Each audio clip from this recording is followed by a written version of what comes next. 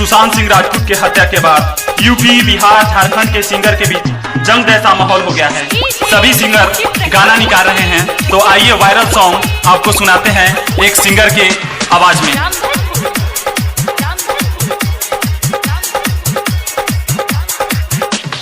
जल्दी जल्दी बोल साला सुन साला मनावा, काहे खाती ले भैया के जनवा। मम्मी चोदो बहिन चोदो साथ साथ कुकुर चोदो। जल्दी जल्दी बोल साला सुन साला मनावा, काहे खाती ले भैया के जनवा।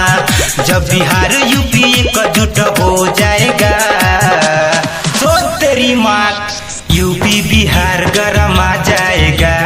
खड़े खड़े बहिन तो चोदा जाएगा, भोजपुर जदी गरम आ जाएगा। खड़े खड़े बॉलीवुड लुटा जाएगा, यूपी बिहार गरम आ जाएगा। खड़े खड़े मुंबई लुटा जाएगा। यूपी बिहार के सभी भाइयों का विरोध है कि जब तक सुशांत भैया को इंसाफ नहीं मिलेगा तब तक हम सभी कलाकार लोग ऐसे ही अश्लील गाना गाएंगे और गाते रहेंगे और सलमान की बहन को ऐसे ही चोदते रहेंगे। इसको जो उखाड़ना है उखाड़ ले, बिहारी है। बिहार की हमारा सुशांत भैया सा सुन रे साला ले जा।